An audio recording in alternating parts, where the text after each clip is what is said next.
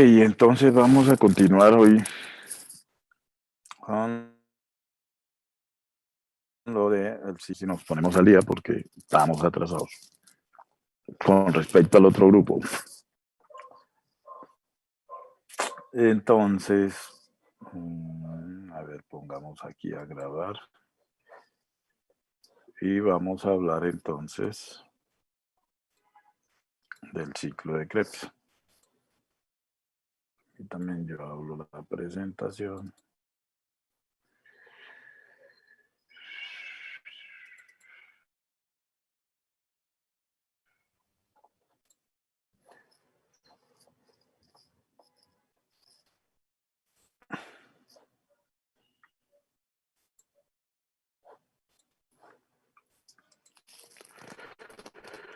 Entonces vamos a hablar de el ciclo de Krebs.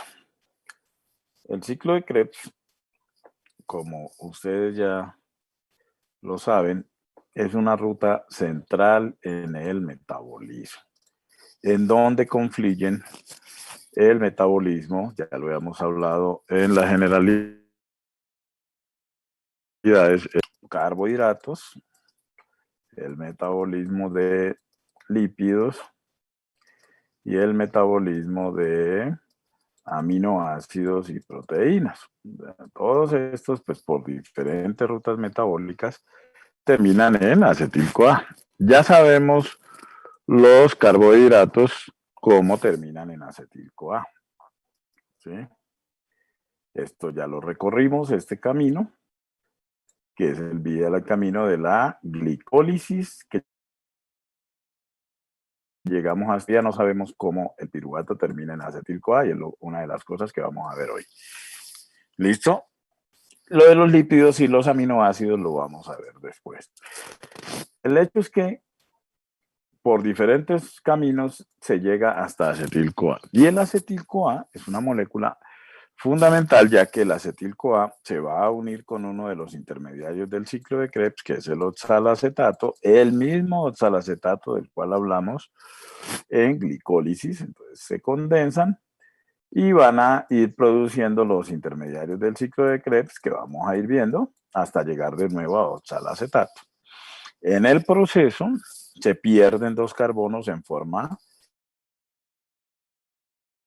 de... Son exactamente los dos carbonos del acetil-CoA, porque ya se hizo ese experimento, se utilizó acetil-CoA marcado con carbono 14 y se vio pues la aparición del carbono 14 y no salió el carbono 14 en los dos CO2. Entonces, no son los del acetil-CoA directamente, pero estequiométricamente equivalen a los dos carbonos del acetil-CoA. ¿Eso está claro? Sí, profe. Y el proceso de las 8 reacciones que son en total, se liberan, sacamos de ese acetil-CoA 8 electrones. ¿Y los electrones son qué? Son energía, ¿no? Entonces, se saca energía. ¿Sí? Y además de eso, se libera un GTP directamente, se sintetiza un GTP directamente en el ciclo por el mecanismo de fosforilación a nivel de sustrato que ya vimos en la glicólisis. Entonces, estos 8 electrones pues no van a salir como 8 electrones libres, porque acuérdense que los electrones no pueden andar por ahí libres porque son peligrosos.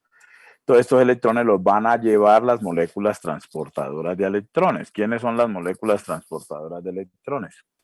NAD y FAD. NAD y FAD, que cuando reciben los electrones se convierten en NADH y FADH2. O sea, estos son los transportadores de electrones. Ok.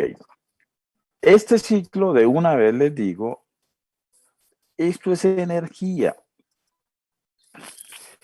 Esto es dinero, digámoslo así, si lo quieren ver de esa manera. Pero es dinero que ustedes tienen en forma de yenes. Si ustedes se van ahí a Jardín Plaza y compran con yenes, No. no pueden comprar con yenes. ¿Y entonces qué hacen con los yenes? ¿Los botan o qué? No, Los los cambia Una Ambos. moneda. ¿Y a qué los cambian? ¿A pesos o a dólares? A pesos o a dólares, ¿no es cierto? Pues a uno le reciben los dólares aquí, pero pues lo tumban, ¿no? Entonces es mejor cambiarlos a pesos. Los cambiamos a pesos. ¿Cuáles son los pesos de la célula energéticamente hablando? El ATP. Los nucleótidos trifosfato. No solamente el ATP, los nucleótidos trifosfato. Cualquier ribonucleótido trifosfato, GTP, UTP, CTP, ATP, ¿sí? Son equivalentes a pesos energéticos en la célula. ¿Estamos? Entonces, estos genes hay que ir a la casa de cambio, que queda ahí mismo en la mitocondria. Y es un proceso que vamos a empezar a ver luego, que es la cadena de transporte de electrones y la fosforilación oxidativa. ¿Estamos? Entonces, molécula central, acetil-CoA. Ese acetil-CoA, ¿sí? Lo podemos obtener de la glucosa, ¿sí? Entonces llevamos la glucosa hasta piruvato, acetil-CoA, y ese acetil-CoA lo vamos a meter al ciclo de Krebs. Y ahí termina convertido eso en CO2. ¿Listo? Entonces el ciclo de Krebs o ciclo de los ácidos tricarboxílicos o ciclo del ácido cítrico, esos tres nombres son sinónimos, o sea, están hablando de lo mismo, ¿sí? Es la vía de oxidación de aminoácidos, ácidos grasos y carbohidratos, ¿sí?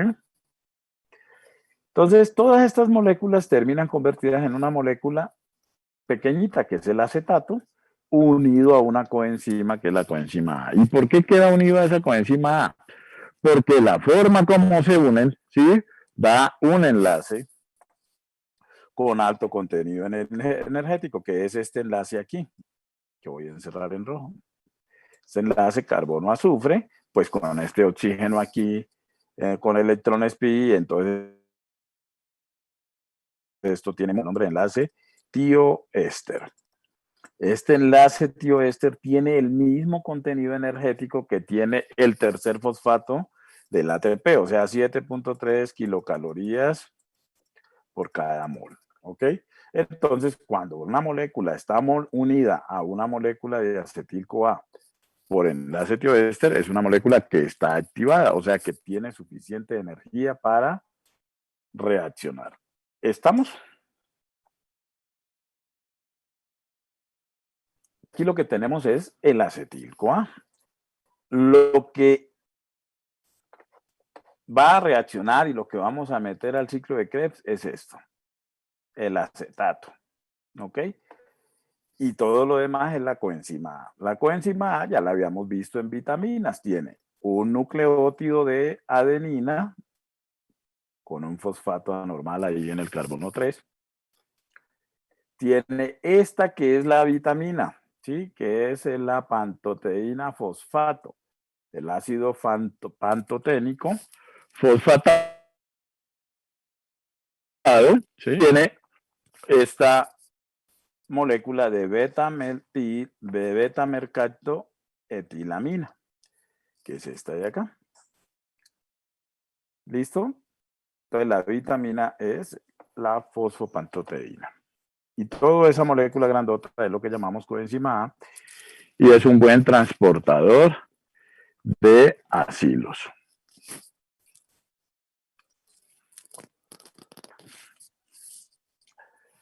Todo esto sucede en un órgano en biología celular, pero que la van a ver, y se llama la mitocondria. Entonces, hablemos un poquitín de esa mitocondria. ¿Quién es? La mitocondria es una organela de cierta parte, de cierta forma autónoma, ¿sí? No es muy dependiente de la célula. Y las mitocondrias y cloroplastos, ¿sí? Por allá en los años son muy parecidas a las bacterias. Entonces, como son tan parecidas a las bacterias, ¿sí? Una científica inglesa, la señora Lynn Margulis, por allá en los años 60, planteó la posibilidad de que las mitocondrias Y los cloroplastos eran bacterias que en algún momento de este proceso evolutivo se quedaron a vivir dentro de otras células, formando así las células eucariotes. Como un tú me das, yo te doy. Y el tú me das nutrientes y yo te doy energía. Y eso hacen mitocondrias y cloroplastos, generar energía. Los cloroplastos de manera autótrofa, ustedes saben que las plantas toman energía directamente desde el sol y con eso construyen sus moléculas combustibles por medio de un proceso que ya ustedes pues no lo conocen en detalle, pero saben que existe, que es la fotosíntesis. Y eso lo hacen los cloroplastos y nos salvan a todos los seres vivos de este que hacen los cloroplastos es que nosotros podemos obtener energía. Las mitocondrias, ¿qué hacen? Agarran lo que producen los cloroplastos, o sea, las moléculas combustibles, las fraccionan por las rutas metabólicas que tienen, que es lo que vamos a ver, y sacan entonces la energía, pues, o sea, en forma de electrones. Entonces, las mitocondrias tienen estructuralmente dos membranas. La membrana interna mitocondrial, yo le cambio el color a esto. La membrana interna mitocondrial es esta de acá, que está invaginada sobre sí misma. Entonces es esta, miren, está invaginada quiere decir plegada sobre sí misma. Y ustedes ya saben que ese es un mecanismo que utiliza mucho la naturaleza, ¿sí? De plegar las cosas. Y con ese plegamiento de las cosas, ¿qué se gana? Espacio. Y eso lo vemos en el cerebro, eso lo vemos a nivel intestinal, eso lo vemos en el DNA. Eso le permite entonces ganar espacio a la mitocondria. Entonces esa membrana interna es grandísima en comparación con la membrana externa que la contiene. ¿Y por qué razón? Porque aquí en esa membrana interna es donde están las proteínas que se van a encargar de esos procesos que les digo acá de la cadena de transporte de electrones y la fosforilación oxidativa. Entonces, lo que busca la naturaleza en la para tener muchas de esas proteínas y hacer ese proceso de manera muy eficiente. Esos pliegues que tiene la membrana sobre sí mismo los vamos a llamar las crestas mitocondriales. Son los pliegues de la membrana interna. Al interior de la membrana interna, o sea, toda esta parte interna, es lo que llamamos la matriz mitocondrial. Esa matriz mitocondrial, entonces allí hay una gran cantidad de proteínas en sí, de la beta oxidación, de otros procesos metabólicos están allí metidas, ¿sí? Además de eso, les dije que las mitocondrias y cloroplastos son organelas semiautónomas, o sea que tienen su propio material genético. Aquí en esta matriz mitocondrial están las moléculas de DNA de la mitocondria, que no tiene una sola copia de DNA, tiene en promedio unas 10 copias de su DNA mitocondrial. Y además de eso, obviamente, herencia ribosomal y además de eso, tienen los ribosomas. Las mitocondrias tienen sus propios ribosomas, igual que las bacterias. Sí, porque ellas hacen sus propias proteínas, no todas, porque resulta que parece ser que en ese proceso evolutivo el 60% del material genético de la mitocondria se fue al núcleo de la célula. O sea que por eso es que les digo que son semiautónomas. Una producirse sola fuera de una célula de eucariote, ya que le queda faltando información, porque el 60% de la información genética está en el núcleo celular. ¿Estamos? Entonces, esas mitocondrias son muy importantes porque se van a encargar de hacer varios de los procesos metabólicos para sacar energía y algunos biosintéticos. ¿Listo? La otra cosa importante, las dos membranas. A ese espacio que hay entre las dos membranas se les llama el espacio intermembranal. Y ese espacio intermembranal, pues ahí hay líquido, hay protones y bueno, vamos a ver que es muy importante, ¿no? Para los procesos mitocondriales. ¿Estamos hasta allí, sí o no? Sí, profe. Sí, profe.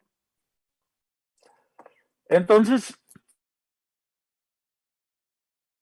en el ciclo de Krebs, básicamente lo que vamos a hacer, o lo que hace la célula, es que a partir de una molécula de 2 carbonos, el acetil-CoA, lo va a fusionar con una molécula de 4 carbonos que se llama el oxalacetato. Y luego estos los convierte en una de 6, ¿sí? Que la termina por isomerizaciones, convirtiendo luego por una decarboxilación oxidativa en una de 5 por otra decarboxilación oxidativa, la convierte en una de 4.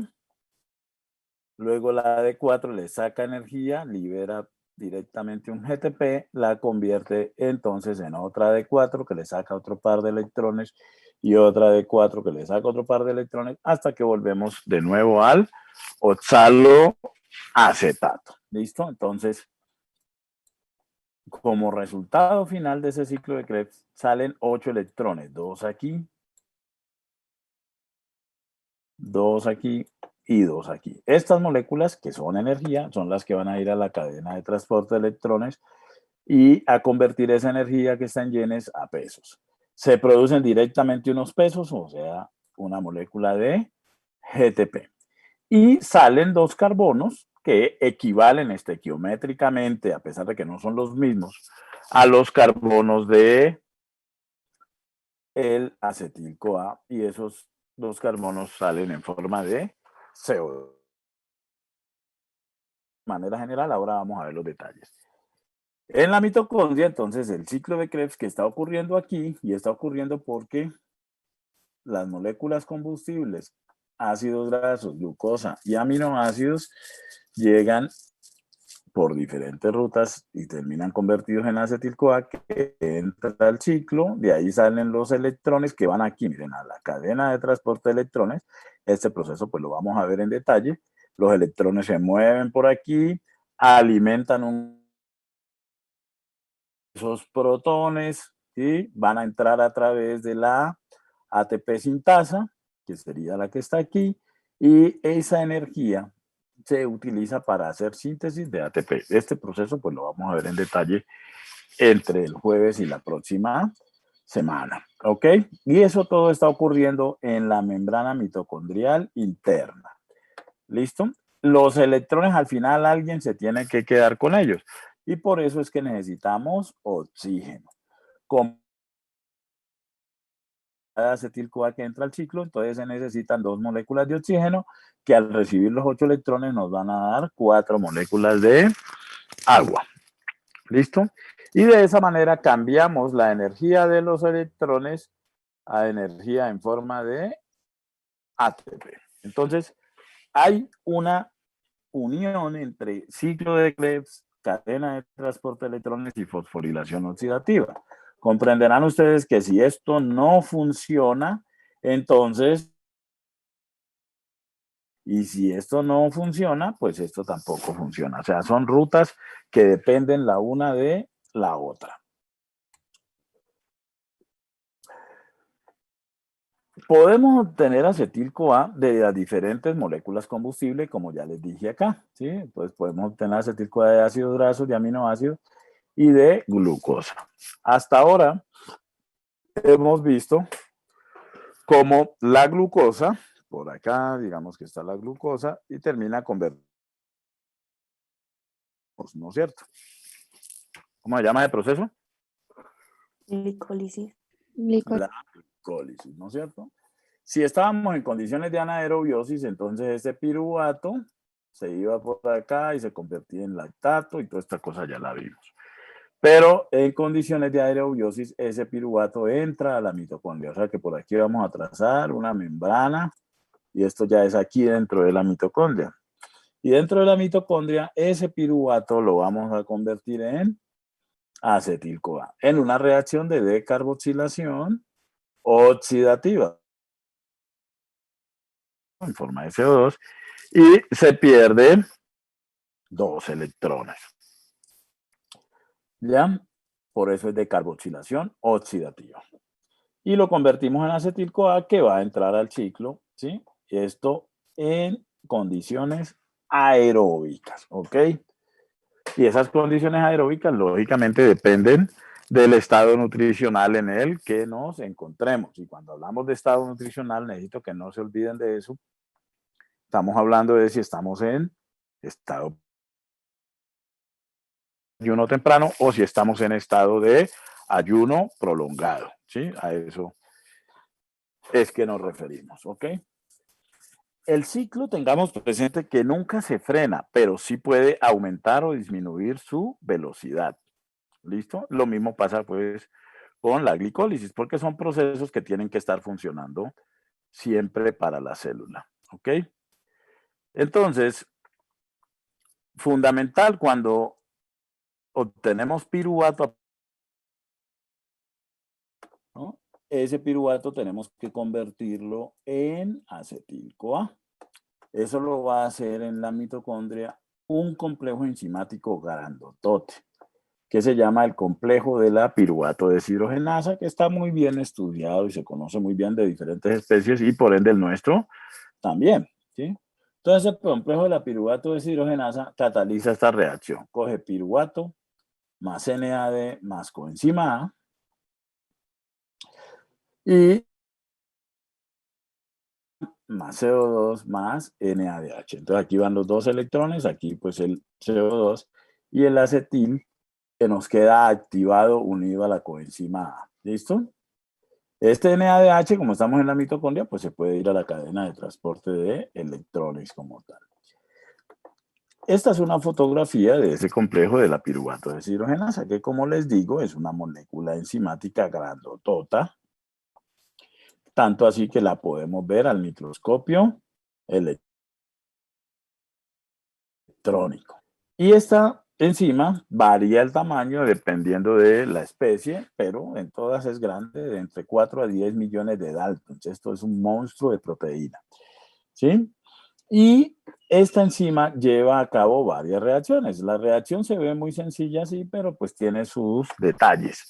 No digamos que sea complicada, como dice ahí en la diapositiva, pero tiene sus detalles. Entonces, en el caso de la de E. coli, que es, pues normalmente estudiamos en bacteria y luego... Entonces, la enzima está compuesta por estos 3 complejos. El componente piruvato deshidrogenasa, que lo conocemos como E1, ¿sí? Tiene 24 cadenas polipeptídicas y tiene una coenzima o grupo prostético, porque está fijo a la enzima, que es la tiamina pirofosfato, ¿sí? Y se encarga de la decarboxilación oxidativa del piruvato. El dihidrolepoil transacetilasa también tiene 24 cadenas polipeptídicas y tiene como grupo prostético a la lipoamida, esa es la vitamina, ¿sí? Y se encarga de transferir el acetilo a la coenzima A.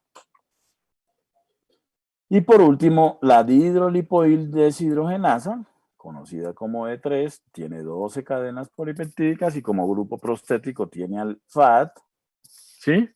Y se encarga entonces regenerar la lipoamida que en el paso anterior había quedado oxidada y tiene que permanecer reducida. Ahorita vamos a ver los detalles de eso. ¿Listo? Entonces, esos son los 3 componentes de esa enzima. La enzima, como ya ustedes pueden ver, tiene 3 coenzimas fijas y tiene 2 coenzimas que funcionan como sustratos. ¿Quiénes son esas 2 coenzimas? La coenzima A, que sale en forma de acetil-CoA, que sale en forma de NADH. O sea que ese complejo utiliza en total 5 coenzimas. TPP, lipoamida, FAD, NAD y coenzima A. ¿Estamos hasta allí claros? Sí, profe. Ok, perfecto. Esta enzima, que no forma parte del ciclo de Krebs, acuérdense que esta es para a partir de piruvato, ciclo-A que vaya a entrar al ciclo de Krebs. Piruvato proveniente pues principalmente de carbohidratos, o también puede provenir de aminoácidos. Tiene una hermana gemela, ¿sí? O casi gemela, dentro del ciclo de Krebs. Y se llama el complejo de la alfa-cetoglutarato deshidrogenasa. O sea que, así como les voy a explicar que funciona la piruvato deshidrogenasa, así mismo funciona la glutamato deshidrogenasa, con la diferencia de que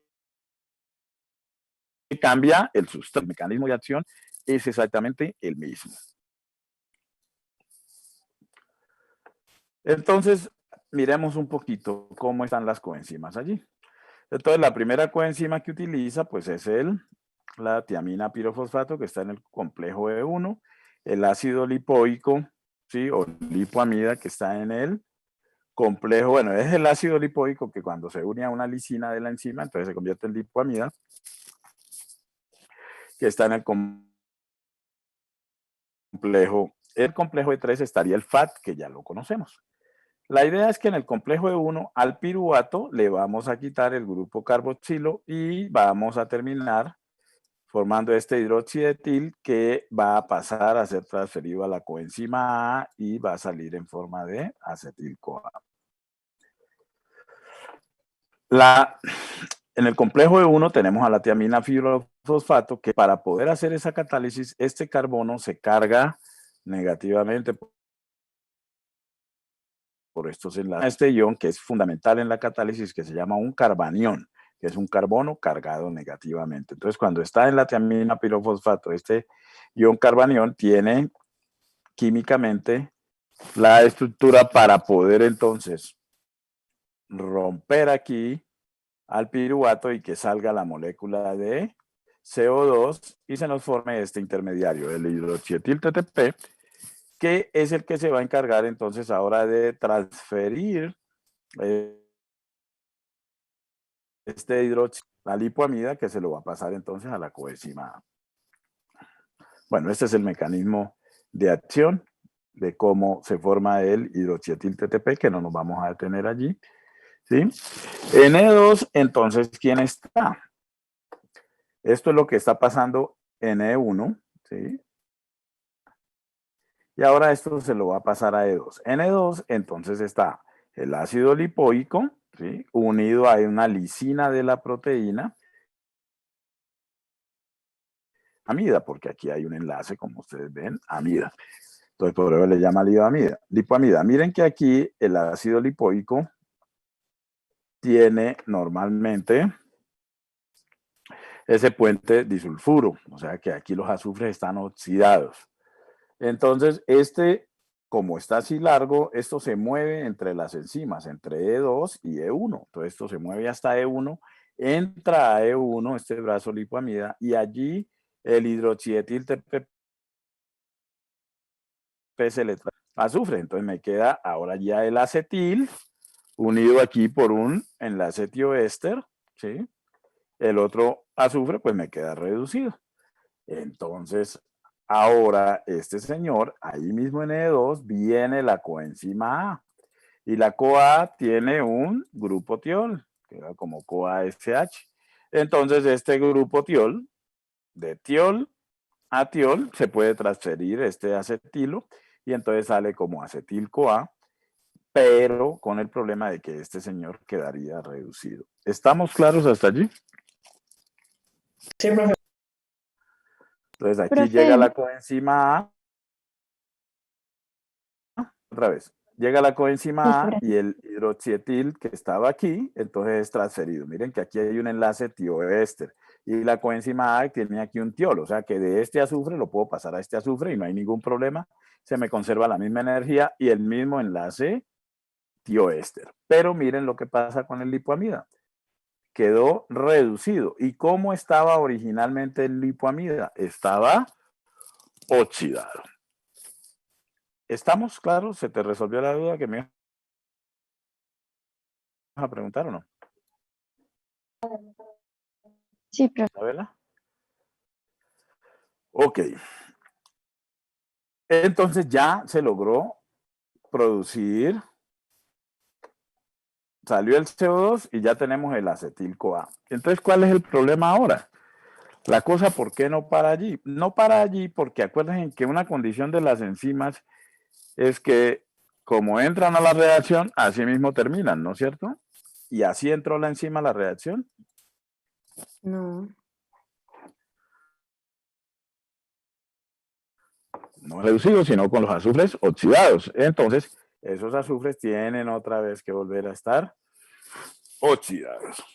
Entonces, ahí es donde se necesita AD3, el brazo lipoamida, que se puede mover, pues que es así largo, ahora se mete a E3.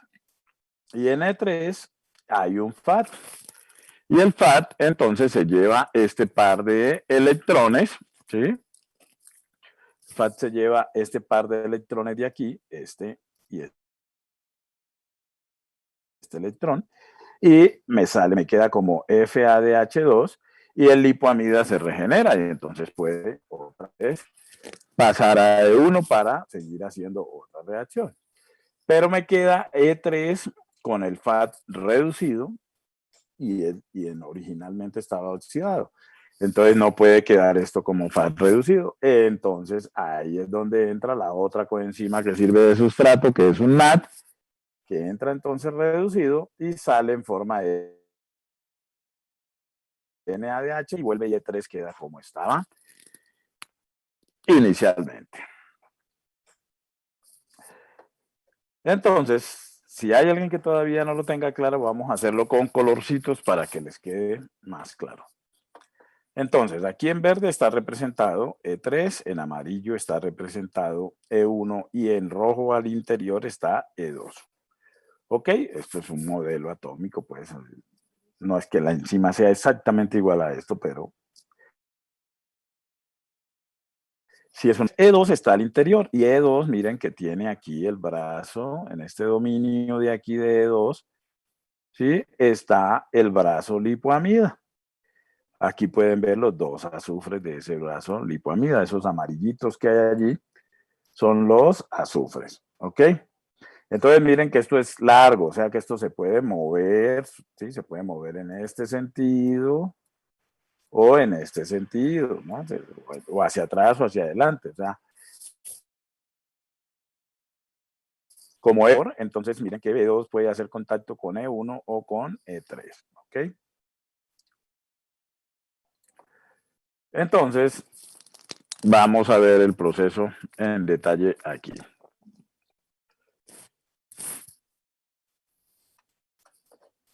La tiamina pirofosfato está en E1, ¿ok? Aquí es cuando está la enzima inicialmente, sin sustrato. Entonces, tiamina pirofosfato en E1 y aquí en E2 el brazo lipoamida. Llegó el piruvato. Entonces, este piruvato entra, lo agarra la tiamina pirofosfato con el carbanión, lo de carboxila, sale el CO2 y nos queda aquí el hidroxietil TTP. Ahora el brazo lipoamida se mueve hasta E1. Este señor se mete acá, mírenlo. Aquí ya se metió en E1 y ahora se le transfiere, aquí hay energía porque se formó el enlace con el carbanión, se transfiere este hidroxietil, que ya deja de ser hidroxietil y se convierte en acetilcoamida, que ahora queda en E2 con este que es el acetil y el enlace tioéster. Ahora viene la coenzima A. Entra una molécula de coenzima A. ¿Esta coenzima A dónde entra? Aquí. Y se le transfiere a la coenzima A del tioéster al grupo tiol de la coenzima A, sale el acetil-CoA, pero nos queda el brazo lipoamida reducido. ¿Listo? Entonces, como nos queda el brazo oxidar ese brazo lipoamida. Para oxidarlo, entonces él se mueve hasta E3 y en E3 está el FAT. Y ese FAT entonces recibe el par de electrones. Entonces miren lo que pasa con el FAT. recibe el par de electrones, queda como FADH2, el brazo loipoamida se regenera y ahora entra el NAD, entra directamente a E3, recibe el par de electrones del FAT, queda otra vez regenerado y la enzima queda igualita como empezó para seguir trabajando. ¿Estamos? Estamos. Perfecto. Entonces, así es como funciona la piruvato deshidrogenasa. ¿Sí? Es un complejo que así mismo funciona el complejo, esto pues es la explicación de lo que les acabo de decir. Así mismo funciona el complejo de la alfa-cetoglutarato deshidrogenasa, solamente que en vez de utilizar piruvato, utiliza alfa-cetoglutarato. Y en vez de salir acetil-CoA, sale succinil-CoA. ¿Sí? Pero del resto el mecanismo es exactamente el mismo. Ok, entonces teniendo eso claro y ya sabiendo cómo se produce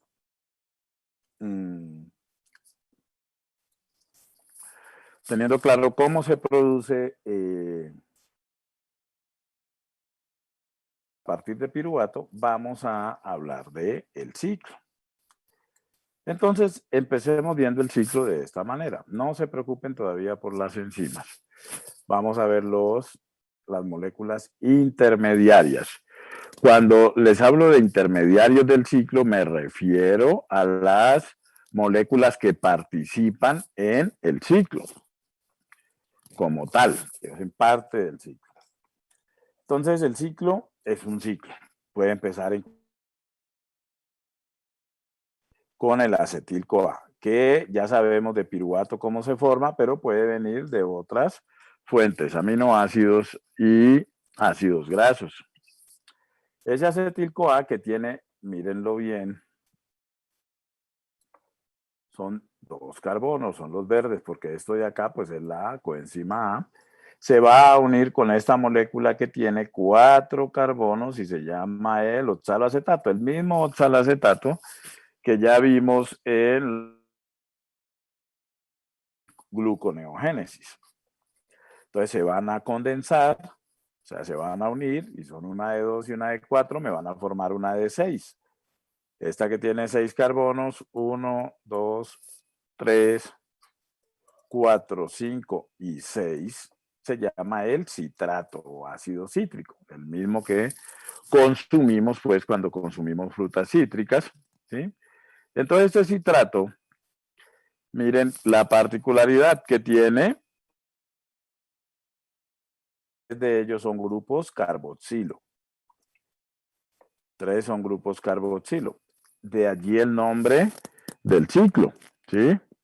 El ciclo se llama ciclo del ácido cítrico o ciclo de los ácidos tricarboxílicos, ¿sí? O también pues ciclo de Krebs, en honor al señor Hans Krebs, que fue quien lo terminó de dilucidar. Ahora, ese citrato, la idea en el ciclo es sacarle energía, ¿sí? Pero sin necesidad de gastar ATP. Entonces, ¿qué hay que hacer? Hay que desestabilizar la molécula. Entonces, miren aquí el citrato, que sí, pues es una molécula que al tener esos 3 carboxilos puede reaccionar, pero no es lo suficientemente inestable. Entonces, lo que busca la célula simple y llanamente es desestabilizarla un poco. Para eso, este hidroxilo que está aquí en el era el carbono 2, para que me quede carboxilo, hidroxilo, carboxilo. Entonces eso lo vuelve más inestable y más susceptible de romper. ¿Ok? Estamos hasta allí. Y eso entonces lo que se hace. Entonces se pasa el hidroxilo al segundo carbono. Nos queda otro ácido tricarboxílico, isómero del citrato y se llama el isómero. Como este es más inestable y tiene más energía, entonces ahora este hay que desestabilizarlo también. ¿Listo? Entonces, ¿cómo se desestabiliza este? se va a romper, ¿sí? Se le llevan un par de electrones y sale un grupo carboxilo. Este grupo carboxilo se va y se llevan allí 2 electrones. ¿Quién se lleva los 2 electrones? Se los lleva el NAD y salen en forma carboxilo, se fue. Salió aquí en forma de CO2. ¿Listo? Y entonces nos va a quedar esta molécula que tiene 5 carbonos y es el alfa-cetoglutarato, tiene 2 grupos carboxilo y 2 grupos carboxilo y un grupo ceto, es un ceto ácido. Y este es de los que se tienen que ir familiarizando porque lo vamos a utilizar muchísimo. Entonces aquí ocurre también otra decarboxilación, oxidación y un par de electrones. Y esta es la enzima, pues no les estoy mencionando aquí todavía las enzimas, pero esta es la hermana gemela de la piruvato deshidrogenasa. Entonces salen otros 2 electrones en el NAD, que sale como NADH y CO2. Y nos queda aquí, miren, el succinil-CoA, que el succinil-CoA, miren que tiene aquí un enlace tioéster. Dijimos que el enlace tioéster tiene ¿qué? Alta energía. Tiene energía, ¿no es cierto? Entonces ese enlace tioéster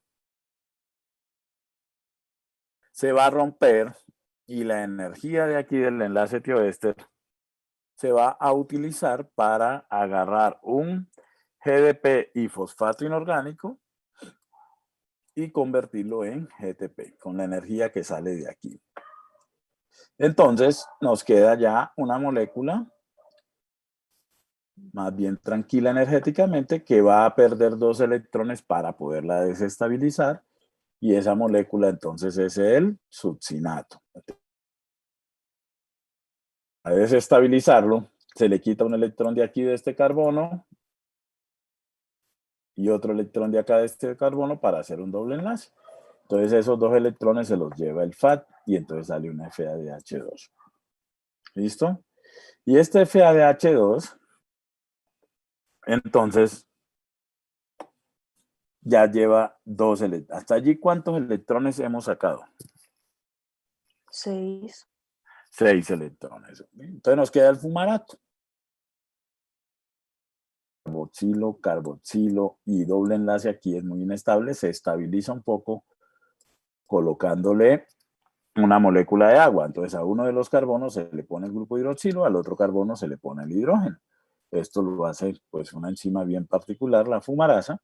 ¿Sí? Entonces aquí puso el hidroxilo y acá puso el hidrógeno. ¿Sí ven que acá era CH? Entonces quedó CH2. Y entonces tenemos ahora al malato. Y el malato, par de electrones. Se le va este electrón de aquí y se le va este electrón de acá. Se van esos 2. Entonces se hace un doble enlace con oxígeno, se forma un cetoácido que tiene 2 grupos carboxilos y un grupo ceto aquí. Se lleva 2 electrones más que en forma de NADH y volvimos al malato y ahí ya le dimos la vuelta al ciclo. Entonces, en total son 8 reacciones y los intermediarios entonces son el citrato, el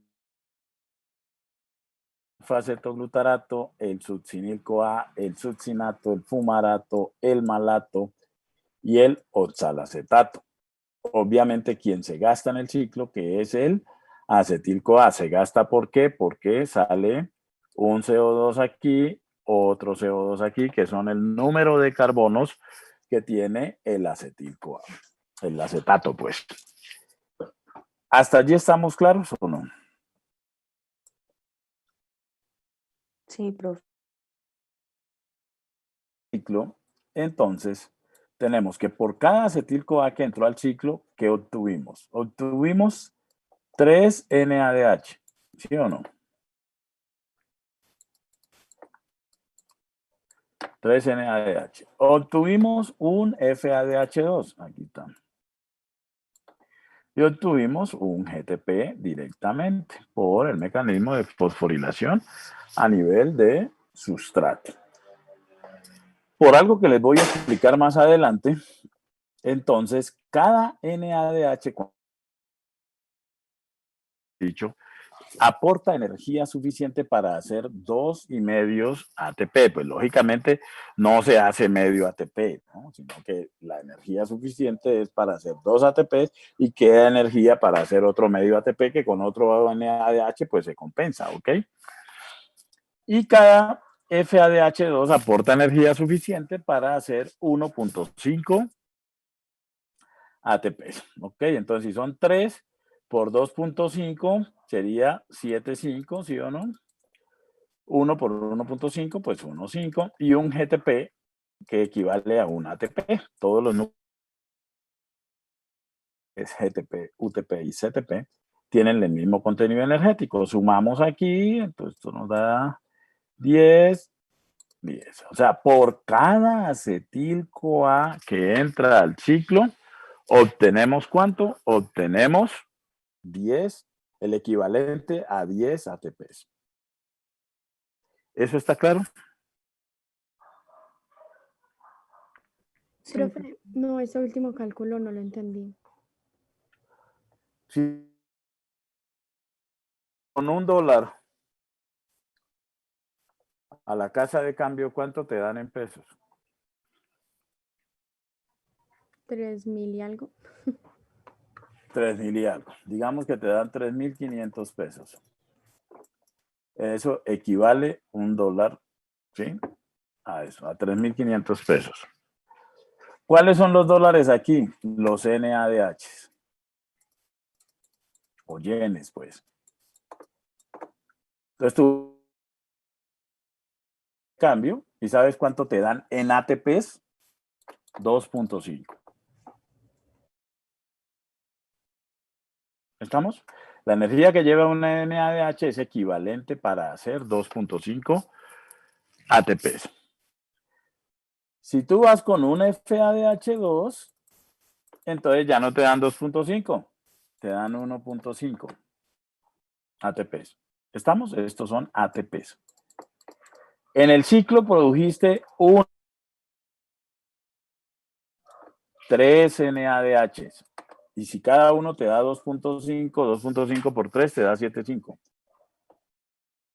Y el FADH2 produjiste 1 en el ciclo, o sea que es 1.5. Y un GTP, y todos los nucleótidos trifosfatos equivalen energéticamente a lo mismo. O sea que un GTP es equivalente a un ATP.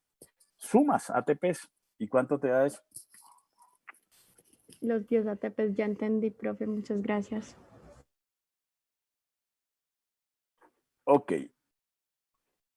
Una cosa muy importante, antes de ver las reacciones del ciclo, es que en el ciclo, vamos a ver, hay 2 decarboxilaciones oxidativas. Y esas 2 decarboxilaciones oxidativas, que son en el paso de isocitrato a alfa-cesosglutarato, entonces me produce una molécula de CO2, que la vemos allí, y en el paso de alfa-cetoglutarato a succinil-CoA se me produce otra molécula de CO2.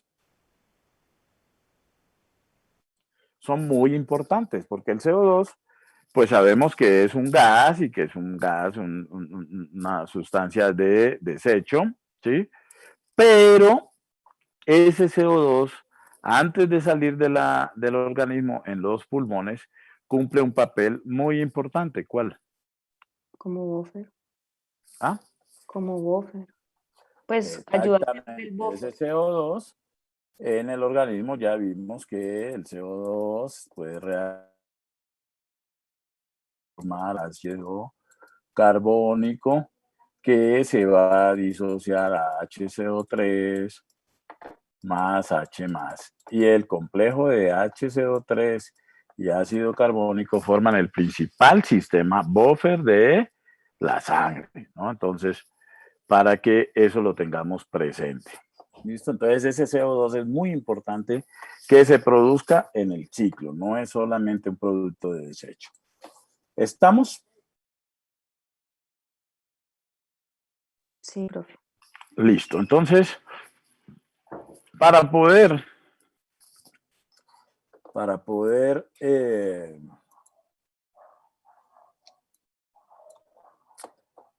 vamos a ver las reacciones del ciclo. No nos vamos a detener en los mecanismos de acción, pero sí vamos a ver algunos datos interesantes de algunas de las enzimas. Entonces, vámonos aquí. Entonces, la primera reacción vamos a hablar de las enzimas y de los intermediarios, de los estados de transición. La primera reacción la va a catalizar una enzima que se llama la citratosintasa o sintetasa. ¿Y cuál es la reacción que cataliza? La unión del oxalacetato, que mírenlo aquí, 4 carbonos, ¿sí? 2 grupos carboxilo, un grupo ceto. Va a reaccionar con el acetato, con esto es que él va a reaccionar. La energía que tiene aquí, este enlace tioéster, para poder condensar a estos dos. Entonces, aquí estamos en el sitio activo de la enzima.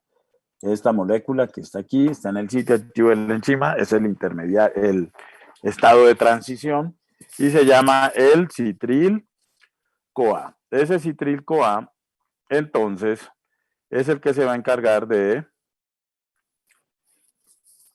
perder la coenzima A, se rompe aquí,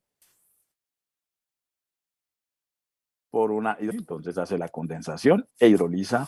En ese proceso de la condensación, separa la coenzima A, que sale como coenzima A y se reutiliza en la mitocondria, y entonces nos queda ahora sí el citrato, ¿sí? Esta enzima es una enzima en la cual también, al igual que en la hexoquinasa que les había hablado de la glicólisis, se ha podido demostrar muy bien lo del ajuste inducido. Entonces la enzima, cuando no tiene el sustrato, ¿sí?, como abierto su sitio activo, y cuando llega el sustrato, en este caso el oxaloacetato, la enzima se cierra, ¿sí? Entonces es un homodímero que tiene 49 kilodaltones. O homodímero es que tiene 2 unidades iguales, ¿ok? Entonces se nos forma el citrato por la citratosintasa. Bueno, este es el mecanismo de acción que, como les dije, ahí no nos vamos a detener, no aporta nada. Teniendo ya el citrato, ¿cuál es la idea? Acuérdense que este no es tan inestable, y acuérdense que aquí no hay fosforilaciones ni nada para desestabilizar la molécula. Entonces, para desestabilizar la molécula, ¿qué es lo que hay que hacer? Hay que hacer interconversiones de la molécula. Entonces, lo que hace la célula es este hidroxilo lo vamos a pasar al segundo carbono. ¿Cuál es el truquito? El truquito aquí es que la enzima agarra al citrato, le quita este hidroxilo y este hidrógeno, el del carbono 2 y el del carbono 3. Si quito un hidroxilo y un hidrógeno, me sale una molécula de agua, ¿sí o no?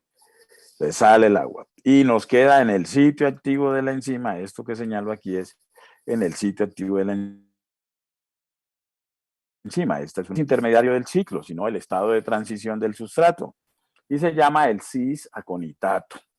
Este cis-aconitato, miren que es muy inestable. ¿Por qué razón? Pues porque tiene aquí un doble enlace y aquí 2 grupos carboxilo. Esto hace que sea muy inestable porque aquí hay unos electrones pi que empiezan a moverse, ¿no?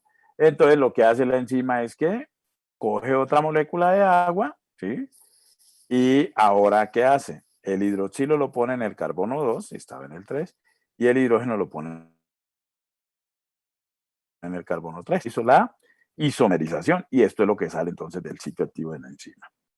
Entonces, esto se sale como de la lógica de lo que yo les he venido diciendo de enzimas, del nombre. Entonces, ¿cómo así que esta enzima, que lo que hace es convertir citrato en isocitrato, y es una isomerasa, se llama aconitasa? Bueno, la enzima se llama así porque inicialmente se pensó, por ahí hasta los años 80, que el aconitato, 90, el aconitato se pensaba que era un intermediario del ciclo. Resulta que luego se dieron cuenta que no, que el aconitato no es un intermediario del ciclo, sino que es el estado de transición de esta enzima. ya le habían puesto, cuando yo vi el ciclo por primera vez cuando era estudiante de pregrado, a mí me enseñaron que del citrato se pasaba a conitato y que de conitato se pasaba a isocitrato, como intermediarios los tres. ¿Sí?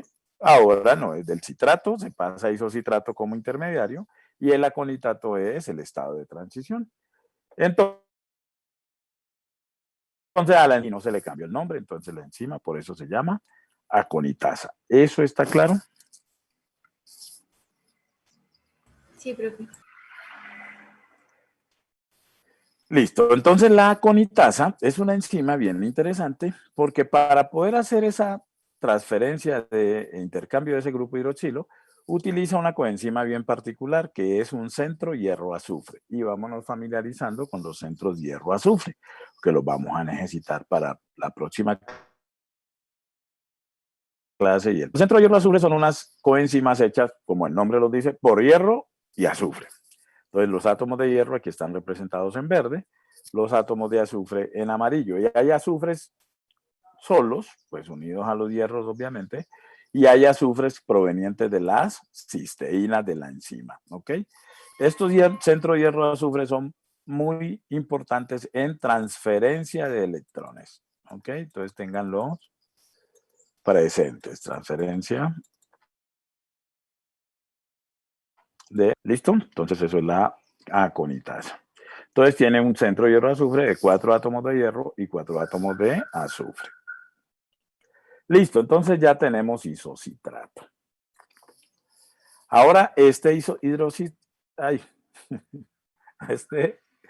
isocitrato, se me lengua la traba, va a ser convertido a alfa-cetoglutarato. Ya les había dicho que iba a ser una decarboxilación oxidativa. ¿Qué quiere decir decarboxilación? Carboxilo, que sale en forma de ¿qué? De CO2. Y oxidativa porque se pierden un par de electrones. Ese par de electrones se los va a llevar el agente oxidante, que en este caso va a ser el NAD, que va a salir en forma de NADH. Esta es la reacción general, isocitrato más NAD me va a dar alfa-cetoglutarato más CO2 más NADH. La enzima que cataliza esto es la isocitrato deshidrogenasa. En transferencia de electrones es una oxidorreductasa, pertenece a esa clase de enzimas. Y tengan presente que es la principal enzima regulada dentro del ciclo de Krebs. Ahorita hablamos de la regulación. Entonces, en el sitio activo de la enzima, este es el estado de transición que se va a formar, el oxalosuccinato. Este es el intermediario, es muy inestable, es un cetoácido muy inestable, carboxilo sale en forma de CO2 y nos forma entonces este que es el alfa-cetoglutarato que tiene 5 carbonos. Y es también un cetoácido. ¿Listo? Hasta ahora, ¿de cuántos cetoácidos hemos hablado?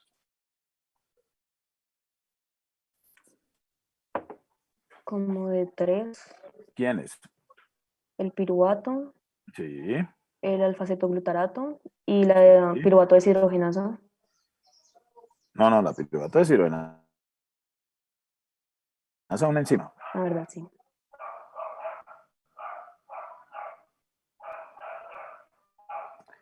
Ok, entonces, piruvato, oxalacetato y alfa-cetoglutarato. Ok, y este pues que es un estado de transición. ¿Listo? Ok, entonces ya tenemos alfa-cetoglutarato. Ahora viene la gemela. ¿Se acuerdan cuál es la gemela? ¿Gemela de quién? Exactamente, la gemela de la piruvato deshidrogenasa, y va a ser un mecanismo igualito, E1, E2, E3, el brazo lipoamida, el hidroxi, aquí ya no va a ser el hidroxietil, sino el hidroxisuccinil y todo eso, para al final obtener succinil-CoA, y aquí está el enlace tioéster, que es el que tiene la energía, ¿sí? Y se pierde este grupo carboxilo en forma de CO2 y se pierden 2 electrones en forma de NADH.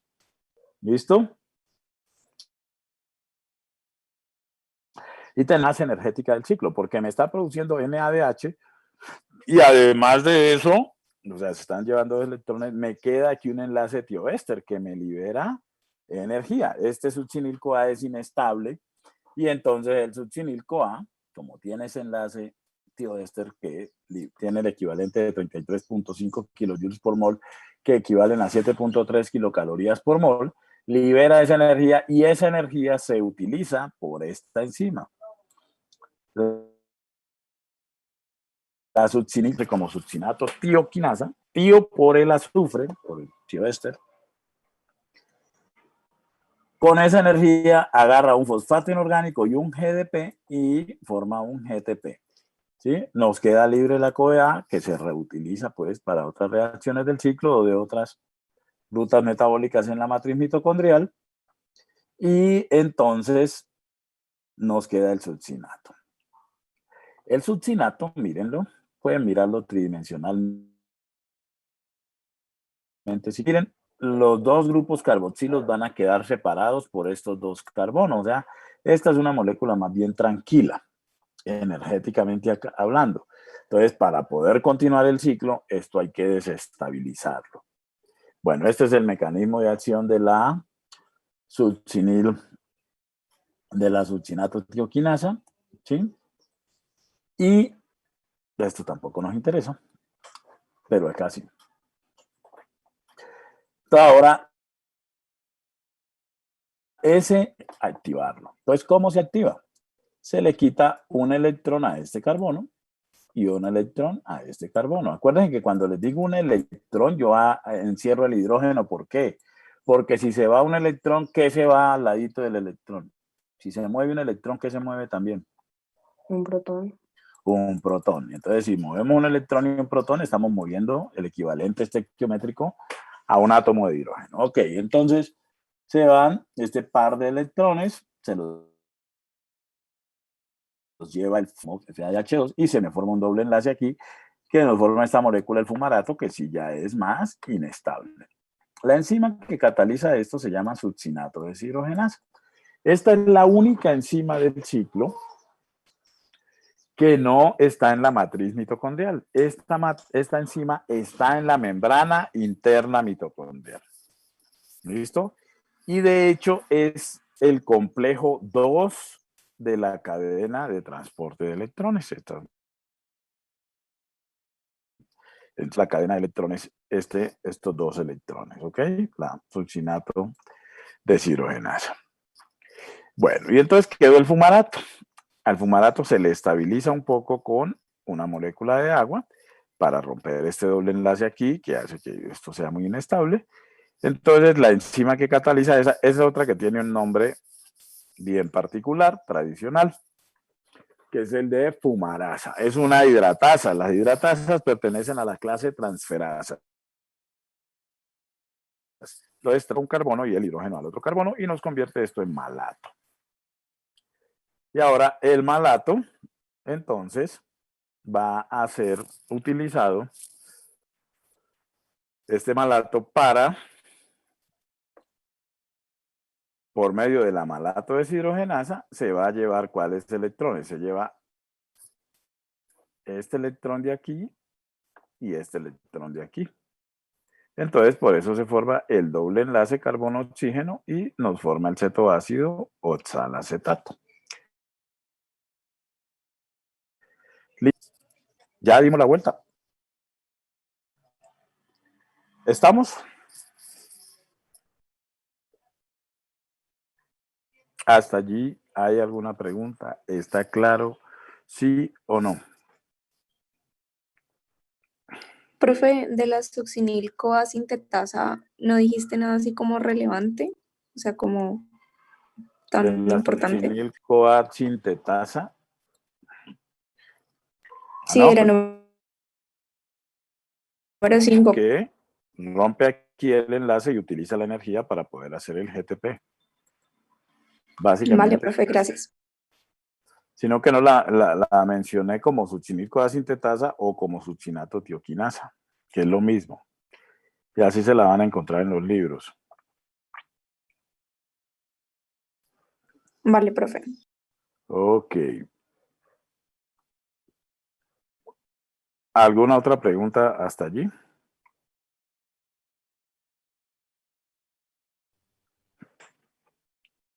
Bueno.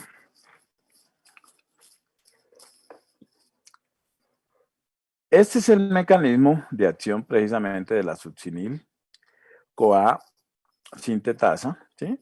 Pues que no nos vamos a meter en los mecanismos de acción, como les digo, que no nos aportan mayor cosa. Pero lo que sí es que utiliza entonces esa energía del enlace tioéster que hay aquí para poder pegarle un fosfato a la ATP y poder producirnos el GTP.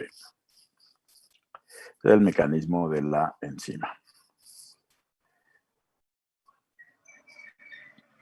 Ok.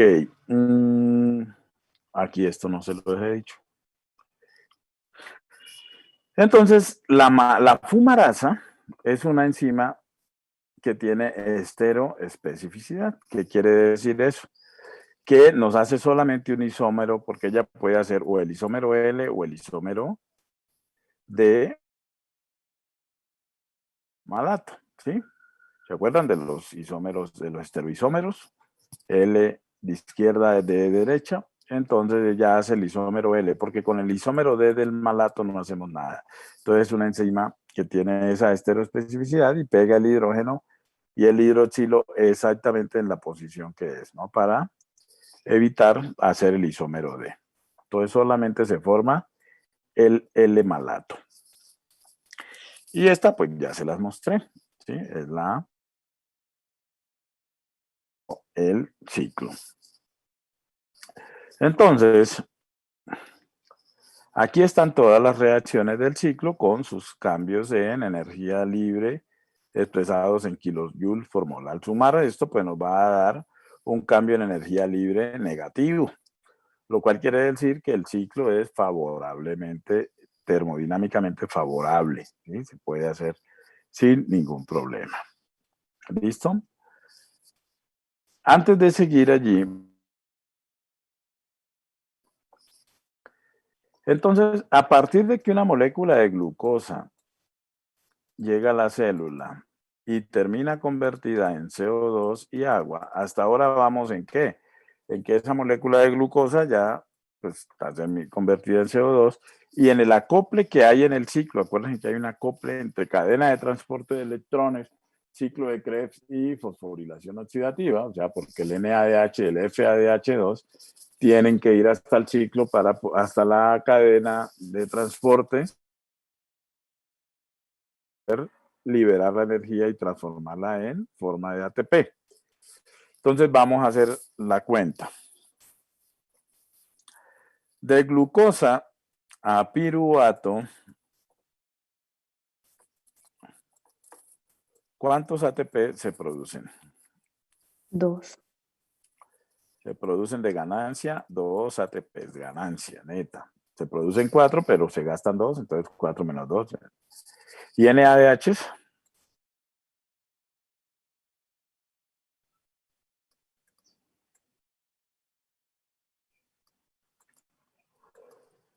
Dos NADH.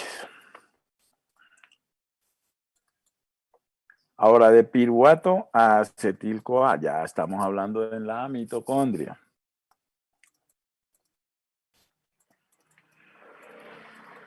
Entonces, de piruvato a acetil-CoA se producen ATPs.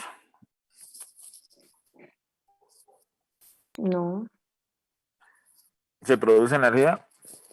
tampoco. El CoA no se libera energía.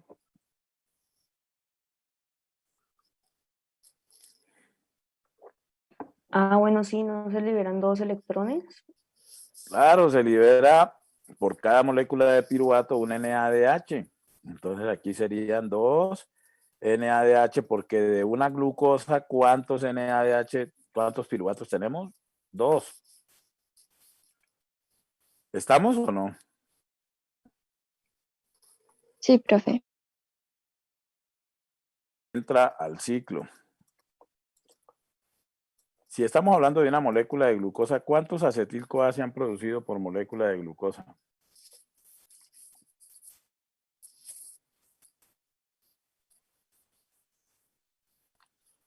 ¿No serían 3, profe? ¿Por qué 3, Sofía? Porque la acetil-CoA tiene 2 carbonos y la glucosa 6. Porque la acetil-CoA tiene 2 carbonos y la glucosa 6. ¿Quién está de acuerdo con Sofía? Ah, no, mentira, profe, sería solamente de 1, ¿cierto?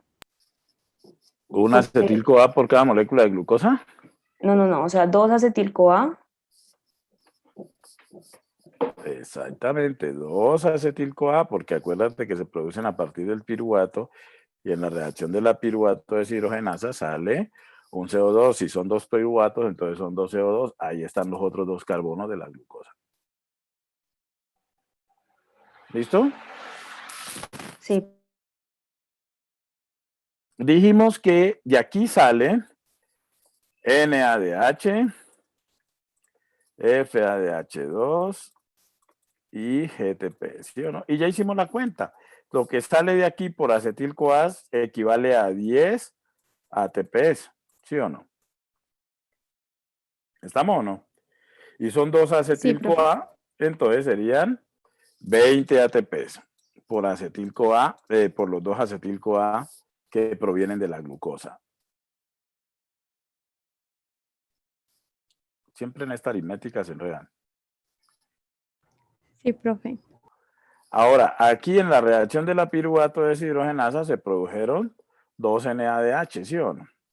Cada NADH, ya les dije que no les he explicado el detalle de cómo, pero ya les dije que por cada NADH que va a la cadena de transporte de electrones se libera energía suficiente para producir 2.5 ATP. O sea que aquí, ¿cuánto tendríamos de ATPs?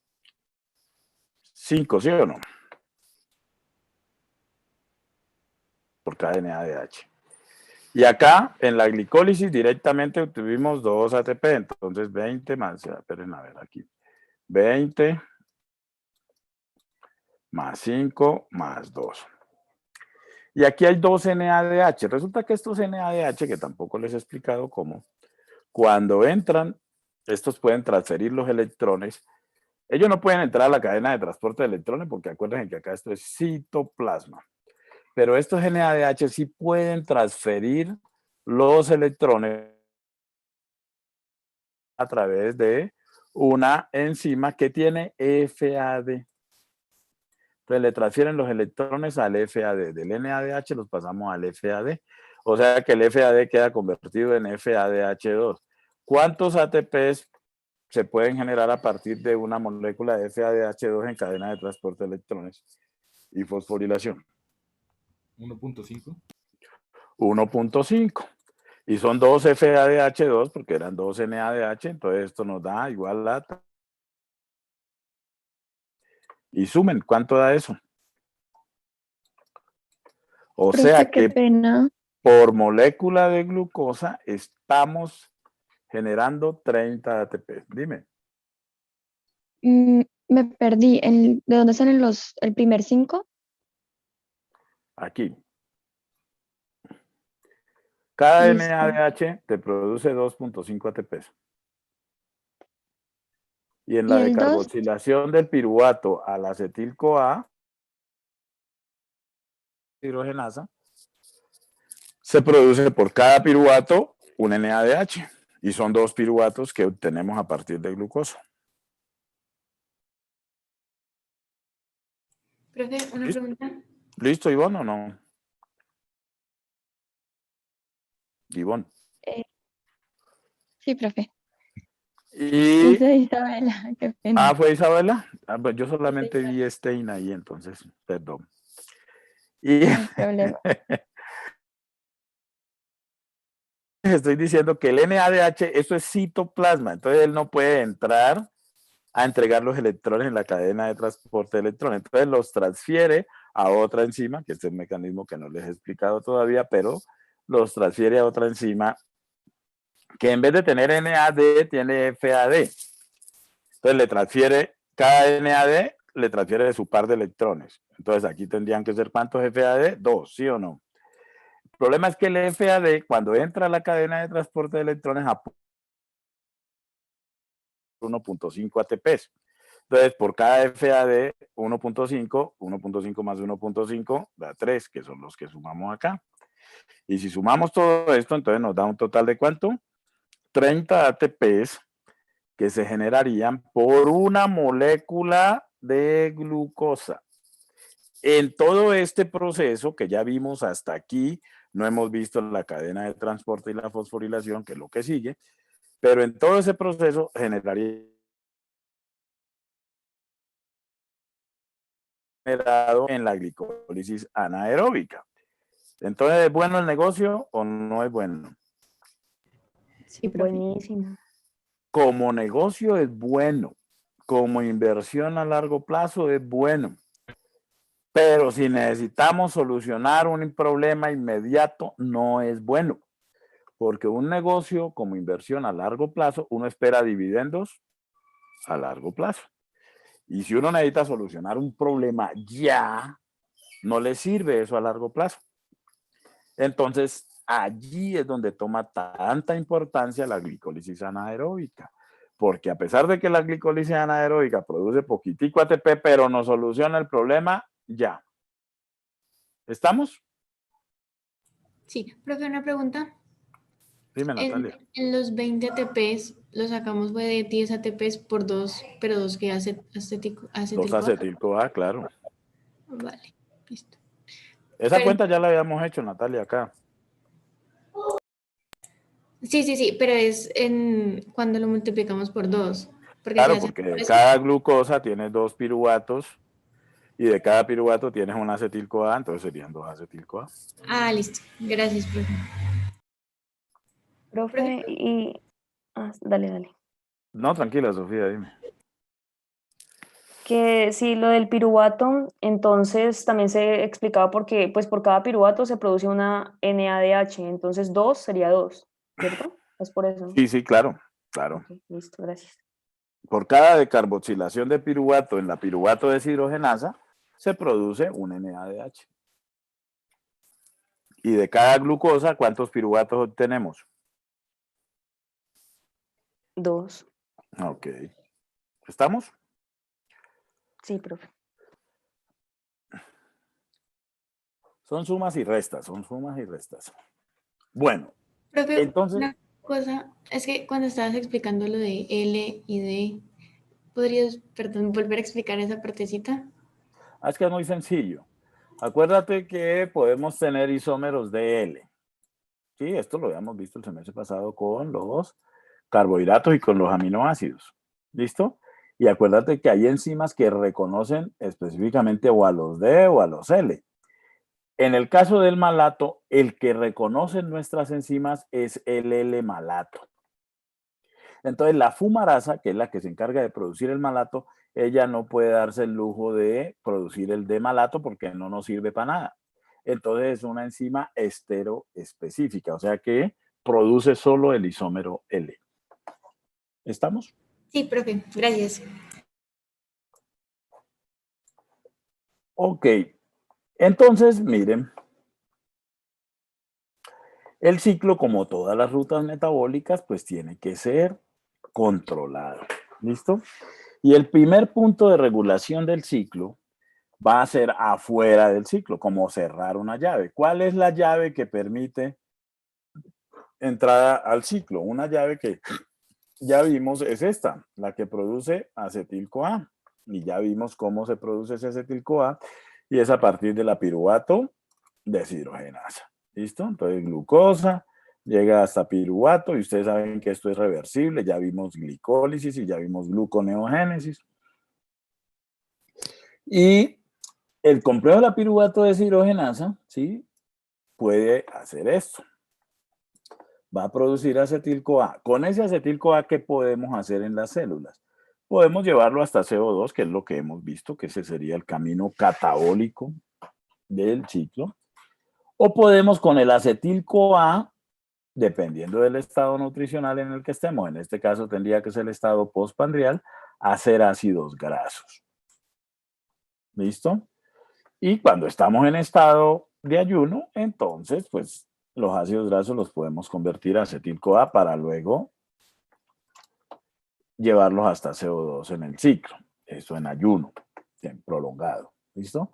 Entonces, comprenderán ustedes que cerrar, regular aquí el complejo de la piruvato deshidrogenasa es una buena forma de controlar el ciclo, porque regulamos la cantidad de acetil-CoA disponible para hacer el ciclo.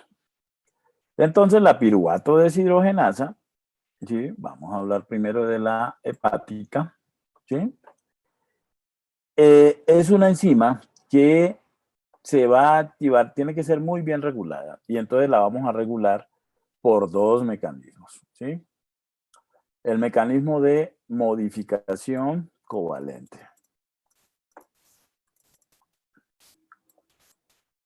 Y el mecanismo de alosterismo. ¿Listo? Y por alosterismo. Entonces vamos a hablar primero de la modificación covalente. Entonces, en una situación en la cual la enzima en ayuno, ¿no?, que casi no hay energía, va a estar inactiva porque está fosforilada. Y en hígado, pues con mayor razón. Entonces, si llega insulina al hígado cuando acabamos de comer, entonces la insulina activa esta proteína fosfatasa. Y esta proteína fosfatasa, ¿qué hace? Viene y le quita el fosfato aquí y nos vuelve la enzima activa. Acuérdense que esto es promovido por insulina. Siempre que esté insulina es ¿por qué? Porque acabamos de comer. O sea, estamos en estado postprandial. ¿Cómo estarían los niveles de glucosa en sangre si la insulina sale? Altos. Están altos. Y entonces la insulina, ¿qué sale a qué? A promover que las células capten glucosa. Exacto, hacer que las células guarden glucosa. Y si entra glucosa a esas células, ¿qué van a hacer esas células con la glucosa? Transformarla dependiendo de si estamos anabólicos o aeróbicos. Anaeróbicos o aeróbicos, qué pena. Ok, y digamos que estamos en estado postprandial. Acabamos de comer. ¿Tú qué crees? ¿Tú estás como muy aeróbica como para salir a trotar habiendo acabado de comer? No, profe.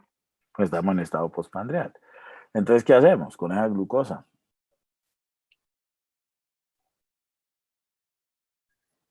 La guardo. ¿Cómo, Iván? ¿Se almacena? Claro, hay que guardamos. almacenarla, hay que almacenarla. ¿Y cómo podemos almacenar glucosa? En forma de En forma de glucógeno. En forma de De glucógeno. glucógeno. Hicimos mucho glucógeno con esa glucosa y todavía queda mucha glucosa. Entonces, ¿qué hacemos con la que ya no podemos guardar como glucógeno? ¿La botamos?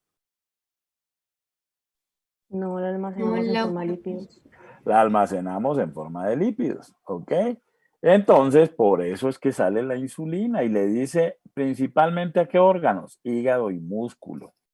Vea, guarden glucosa en forma de glucógeno. Y a hígado le dice, guarde glucosa, además de guardar en forma de glucógeno, guarde en forma de ácidos grasos. Para ambos casos, el hígado, ¿sí?, para hacer ácidos grasos necesita del ciclo de Krebs, o sea que necesita de la PDH.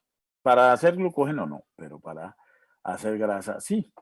Entonces, por eso la insulina en hígado me activa la piruvato deshidrogenasa, desfosforilando la forma inactiva, ¿sí?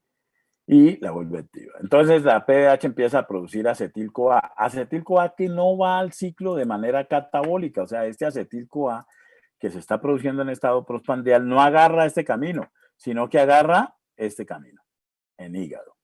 ¿Cuál es el principal sitio de formación de ácidos grasos en el organismo?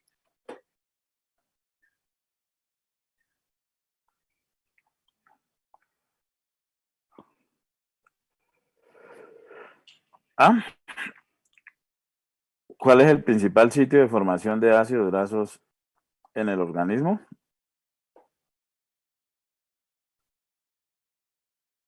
El hígado. ¿Ya? Entonces el hígado empieza a hacer ácidos grasos. Y para eso necesita del ciclo de Krebs. ¿Listo? Ahora, dejamos de comer. Disminuyeron los niveles de glucosa en sangre. Entonces, ahora, ¿quién aparece en escena?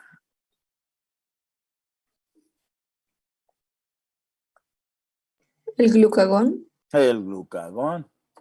Entonces, este glucagón, ¿sí?, viene y activa, como ya hemos hablado en otros casos, a la proteína quinasa, y la proteína quinasa viene gastando ATP y fosforila a la PDH. Y al fosforilarla, entonces, ¿qué hace? La vuelve inactiva, pues estamos en estado de ayuno. Entonces, no, le dice al hígado, no me ponga a hacer ácidos grasos con la poco acetil-CoA que hay, con la poca piruvato que hay, ¿no? Ese piruvato lo necesito, ¿sí? Pero para, no necesitamos estar haciendo acetil-CoA en hígado. Más bien ese piruvato, como estamos en ayuno, utilícelo para hacer ¿qué? Hígado.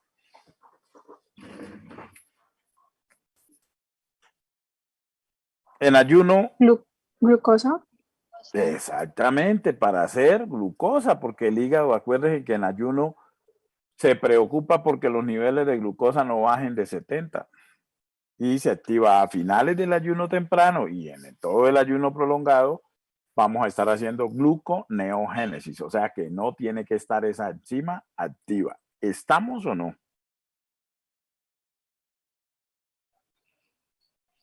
Sí, profe. Sí, profe.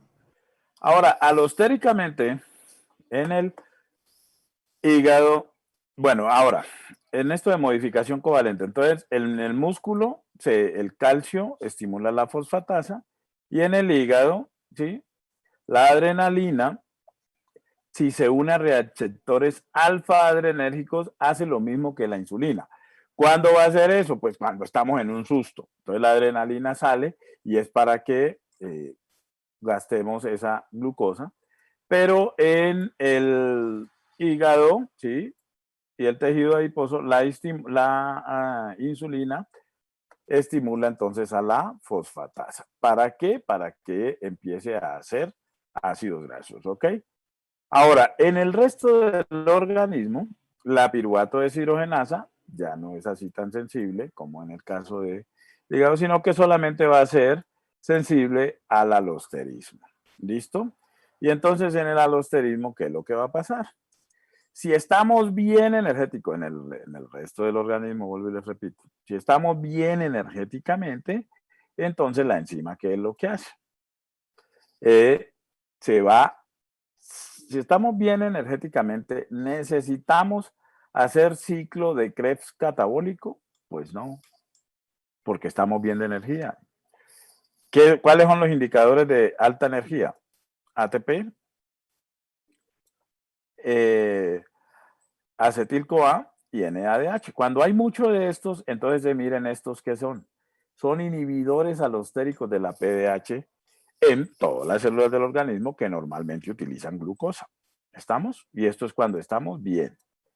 Cuando estamos malangas, entonces el indicador a nivel mitocondrial de balance energético negativo es el ADP, porque la mitocondria no se da el lujo de llevar el ADP hasta AMP, porque la mitocondria necesita ADP para poder, por fosforilación oxidativa, unirlo con fosfato inorgánico y poder hacer ATP. Entonces, en mitocondria, altos niveles de ADP ya son indicativos de balance energético negativo. Entonces, el ADP es activador alostérico de la enzima, igual que el piruvato también es activador alostérico de la enzima en todos los tejidos del organismo. Acuérdense que el hígado funciona diferente porque es el que tiene que hacer la gluconeogénesis. ¿Eso está claro? Profe, no entendí en el ADP. O sea, en la mitocondria se hace ATP a partir de ADP y fosfato. Entonces, si tú eres la mitocondria, normalmente todas las células del organismo, si tienen mucho ADP, ¿qué hacen? Agarran dos moléculas de ADP, esto ya se los había explicado antes, ¿Sí? Agarran dos moléculas de ADP y con un ADP más otro ADP, ¿qué hacen? A este ADP le quitan un fosfato y se lo ponen a este. Entonces, si a un ADP le pongo un fosfato de este otro ADP, ¿qué obtengo? ATP más AMP. ¿Listo? Eso en citoplasma. Pero en mitocondria, donde se forma la síntesis de ATP a partir de ADP y fosfato, no conviene tener AMP, porque tendrías que fosforilar a la AMP para convertirlo en ADP y luego fosforilar a la ADP para convertirlo en ATP. Entonces la mitocondria lo que hace es tener siempre ADP. ¿Ahora sí te queda claro? Sí, profe. Gracias. Profe, una Sí, pregunta. dime. Es que nosotros no habíamos dicho que la adrenalina pues está como muy relacionada era con el glucagón. Entonces, en este Sí, caso, sí. solamente cuando esté como unida con el inositol es que puede Cuando como está actuar con los como... receptores alfa adrenérgicos. Cuando es con el glucagón es con los receptores beta adrenérgicos. Ah, ok. Y la otra pregunta era, si nosotros tenemos, es que ahí dice que también por altos como niveles de tejido adiposo también se puede estimular la fosfatasa, pero si nosotros Sí, estamos claro. formando No, altos niveles más... no, en tejido adiposo se Ah, estimula la ok. fosfatasa. O sea, si se estimula la fosfatasa es esta, para pasar de la PDH menos activa a la PDH activa. ¿Para qué? Para que el tejido adiposo libere, ¿sí?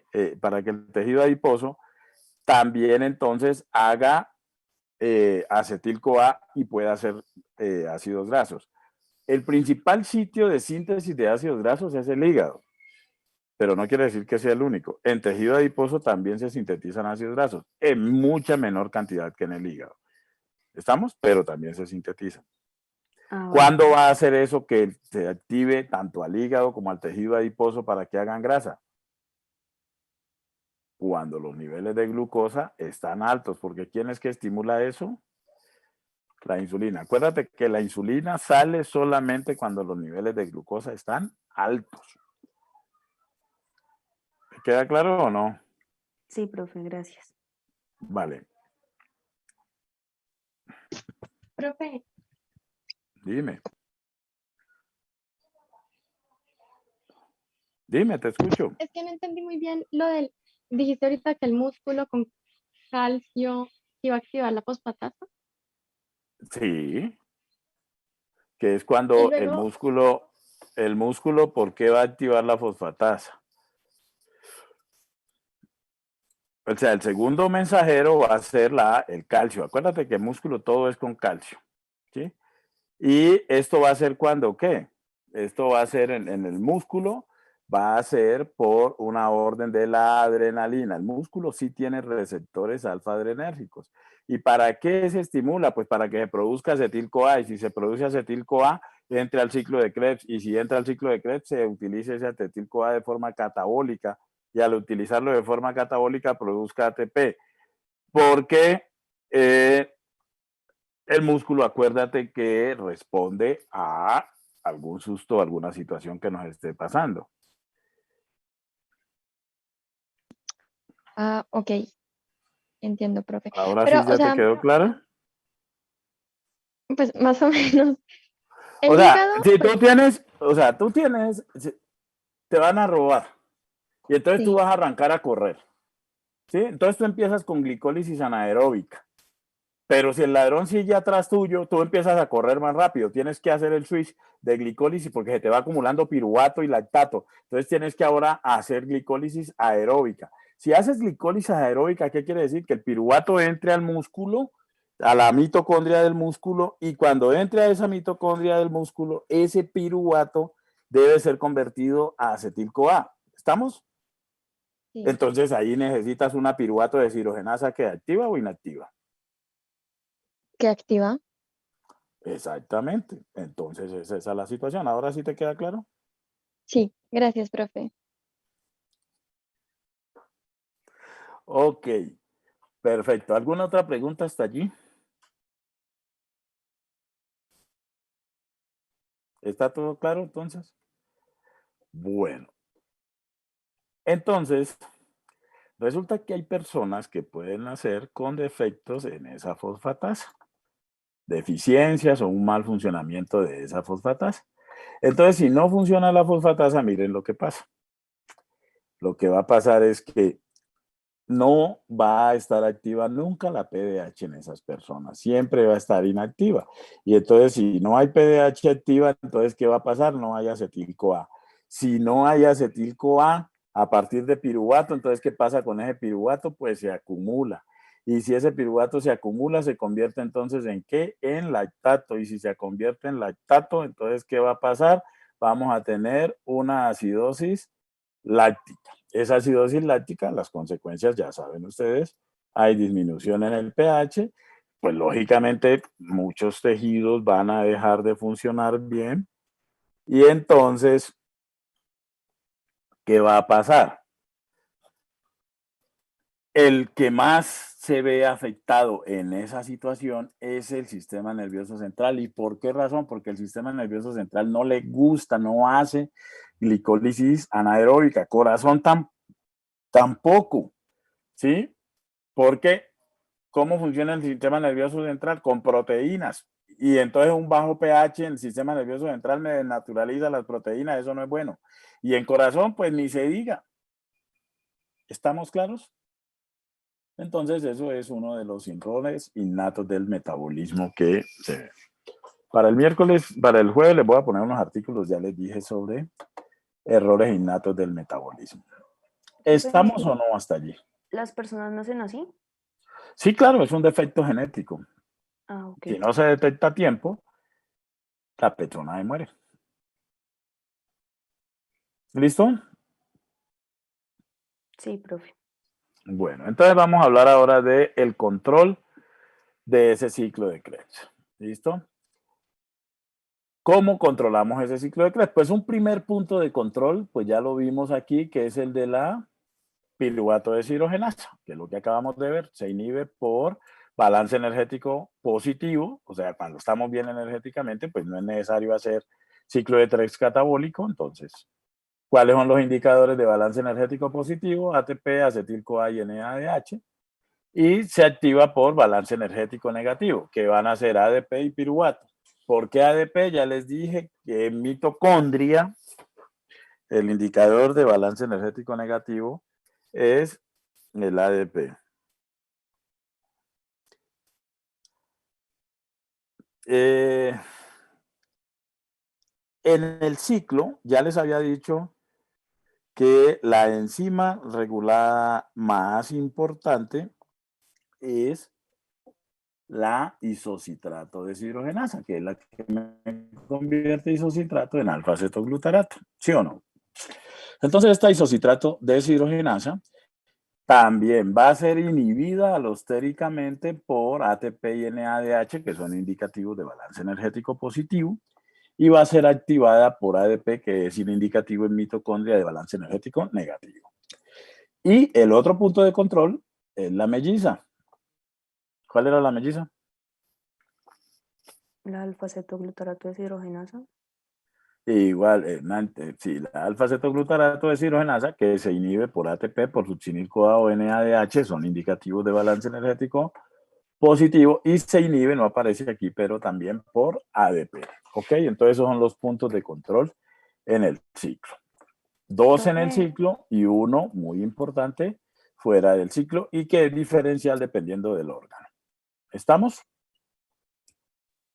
sí, una pregunta. Entonces, como la piruvato deshidrogenasa tiene tanto como una regulación covalente como alostérica, entonces pues la gemela también.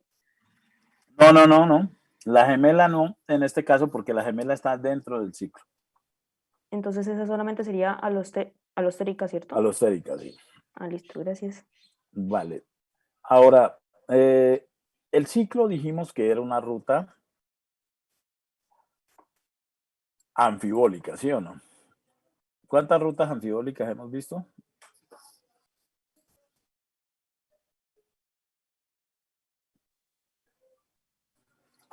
¿Cuántas rutas metabólicas hemos visto hasta ahora? 3. 3, ¿cuáles? La glicólisis, la Más durito, gluconeo- Sofía, estás muy alejada del micrófono.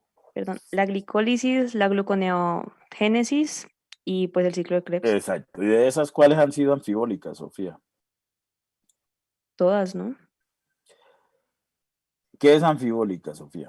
Que producen, aparte de energía, producen también como metabolitos. O sea, No es son, exactamente así, porque toda ruta metabólica te va a producir metabolitos. Anfibólicas es que sirven para biosíntesis de sustancias, ¿sí? Y también para degradación de sustancias, ¿ok?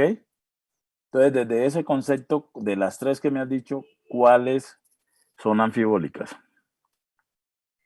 la glicólisis y el ciclo de Krebs. La glicólisis y el ciclo de Krebs, porque en la gluconeogénesis, ¿qué fue lo que hicimos? Glucosa solamente. ¿Se produjo energía? Antes gastamos. ¿Estamos? Entonces, la gluconeogénesis, ¿qué es? Es solamente anabólica. ¿Listo?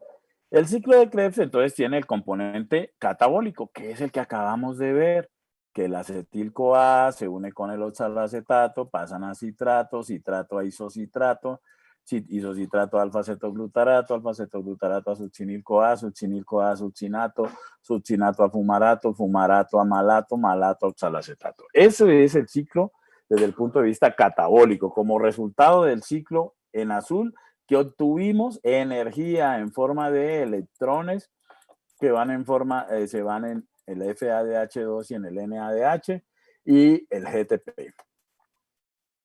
¿Sí o no? Ese es netamente catabólico. Ahora, anabólicamente, ¿cómo funciona el ciclo? Entonces, mira, lo que les decía del acetil-CoA, si hay mucho acetil-CoA y el hígado tiene que hacer, si hay mucha glucosa, entonces el hígado, ¿qué hace con esa glucosa? La lleva hasta piruvato, la convierte en acetil-CoA, por eso en estado postprandial en el hígado la PDH está activa. Más que para que el hígado saque energía de la glucosa, es para que el hígado pueda producir citrato, porque resulta que el acetil-CoA solamente se produce dentro de la mitocondria y la síntesis de ácidos grasos se hace en el citoplasma. Entonces hay que sacar ese acetil-CoA de alguna forma de la matriz mitocondrial al citoplasma. La forma de hacerlo es a través de citrato. Entonces se hace citrato, que es una reacción del ciclo de Krebs, y ese citrato se saca al citoplasma, allá otra vez vuelve y se rompe, eso lo vamos a ver luego en detalle, y entonces se libera el acetil-CoA y sirve para hacer ácidos grasos y esteroles. Entonces ahí el citrato está siendo anabólico. Con el alfa-cetoglutarato, que es otro intermediario del ciclo, que también puede ser anabólico, porque el alfa-cetoglutarato, ya lo hemos visto, lo podemos aminar y convertirlo en glutamato. Cuando veamos metabolismo de aminoácidos lo vamos a ver en detalle. Y con glutamato podemos hacer muchas otras aminoácidos como arginina, como prolina, como arginina, prolina e histidina. Y también se puede hacer las purinas, las bases nitrogenadas, adenina y guanina. Con el succinil-CoA podemos hacer las porfirinas, y de esas porfirinas hay 2 muy importantes que son el grupo hemo para nosotros, la clorofila para las plantas. Con el oxalacetato, ya sabemos que con el oxalacetato lo podemos por transaminación convertir en aspartato, y con aspartato se pueden hacer otros aminoácidos, se pueden hacer purinas, se pueden hacer pirimidinas. Y ya vimos que con el oxaloacetato podemos hacer glucosa. Sí, ya vimos toda esta ruta que es la gluconeogénesis. Y podemos obtener oxalacetato a partir de piruvato. Esto ya también lo vimos con la piruvato carboxilasa. ¿Está claro eso? Entonces miren una cosa, los intermediarios del ciclo, como el ciclo es tanto anabólico como catabólico, imagínense que se acabe un intermediario del ciclo. Aquí seguía succinato, ¿no es cierto? Y por alguna razón se acabó el succinato. No hay succinato en toda esa mitocondria. ¿Qué creen ustedes que pase con el ciclo?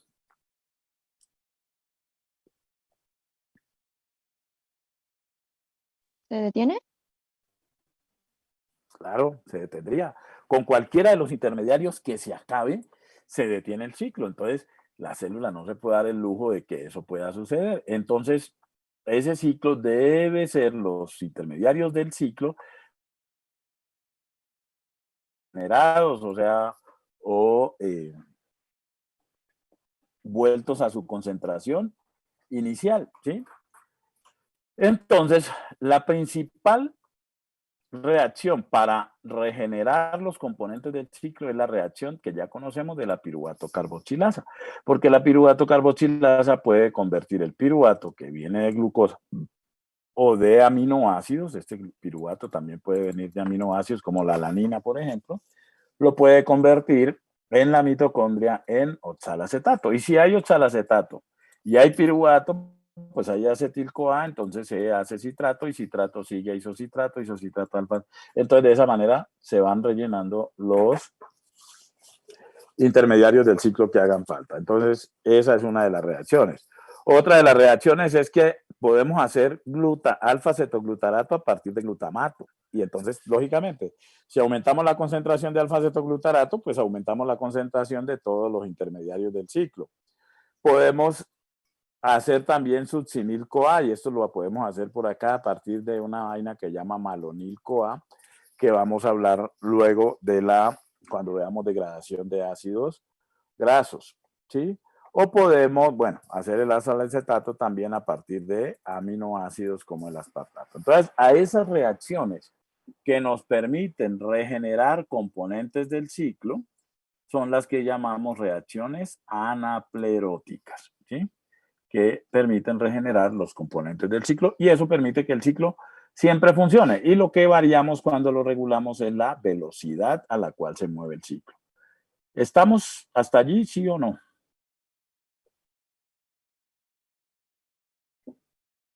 Hola. Profe, variamos la velocidad, ¿es dependiendo de la cantidad de intermediarios o los intermediarios no tocamos la cantidad? No, los intermediarios sí se toca la cantidad. Por eso es que hay que hacer las reacciones anapleróticas. Entonces, la cantidad va a depender de qué? Del estado nutricional, de las necesidades de la célula. ¿Sí? Entonces, si la carga energética es baja en hígado, por ejemplo, estamos en una baja en la carga energética, necesitamos el oxalacetato, entonces este oxalacetato lo convertimos en glucosa. ¿Sí o no? Entonces, porque hay que mandar glucosa allá. Entonces, ¿qué hacemos? Bueno, cojamos glutámico, glutamina, ¿sí? Y convirtámoslas en alfa-cetoglutarato. Eso asegura que siempre se esté produciendo oxalacetato. ¿Estamos ahora sí? Ok, profe. Pero entonces variamos, es la velocidad y cómo se varía ahí la velocidad. O sea, dependiendo de la situación, ¿sí? El ciclo puede andar o anabólico o catabólico y puede andar rápido, puede andar lento, eso dependiendo de la necesidad energética que tengamos o de la necesidad biosintética. Ok. ¿Sí? Entonces, cuando Ok. regulamos las enzimas del ciclo, lo que estamos haciendo es variar la velocidad del ciclo, ponerlo a andar más rápido o ponerlo a andar más lento y eso depende de la situación. ¿Ahora sí te queda claro? Listo, profe, gracias. Sí, señor. Ok, entonces resulta, dime. Y lo de anaplerótico se hace para regenerar rápidamente. Sí, Pues, los componentes del ciclo, claro, porque ok. si lo que les decía, si se agota uno de los componentes del ciclo, quedamos fregados porque ya no hay ciclo. Listo, ¿Vale? profe. Sí, profe, gracias. Ok. Resulta que hay moléculas que pueden inhibir las enzimas del ciclo. Y una de esas enzimas del ciclo que se puede inhibir es pues no es del ciclo, pero es fundamental para el ciclo, la piruvato deshidrogenasa. O la alfa-cetoglutarato deshidrogenasa, que es la gemela, que les he venido diciendo. Y hay otra enzima que no es del ciclo, que es de la vía de las pentosas, que se llama la transcetolasa, que también puede ser inhibida. Y puede ser inhibida por arsénico, mercurio, plomo, porque el arsénico, mercurio y el plomo le gustan los grupos tioles, entonces se pueden unir a los grupos tioles, ese es el caso del arsénico, pero lo mismo pasaría con el mercurio y el plomo, y bloquea al brazo lipoamida, ¿se acuerdan? Y si el brazo lipoamida está bloqueado, pues no se puede producir ni acetil-CoA ni alfa-cetoglutarato. De la transcetolasa no hemos hablado todavía, pero entonces no se podría hacer la vía de las pentosas. Pero hay otra situación que puede llevar a un mal funcionamiento de la piruvato deshidrogenasa o la alfa-cetoglutarato deshidrogenasa, y es la deficiencia de tiamina pirofosfato, que ya les había comentado en el beriberi. Entonces resulta que en ambos casos, ya sea por una intoxicación por metales pesados o por una deficiencia de tiamina pirofosfato, a lo que vamos a llegar es a lo mismo, a unos síntomas de beriberi. Entonces el paciente les va a llegar a ustedes con síntomas de beriberi y resulta que ustedes, pues, lo primero que ven es que supuestamente tiene beriberi y entonces le empiezan a mandar tiamina pirofosfato, vitamina B1, y vuelve al mes y el paciente está llevado, está peor que como fue inicialmente. ¿Y eso es culpa del paciente o de ustedes? Se nos va a acabar el tiempo. ¿Nosotros? De ustedes, porque ustedes no indagaron bien, no le chismosearon al paciente, tienen que chismosearle.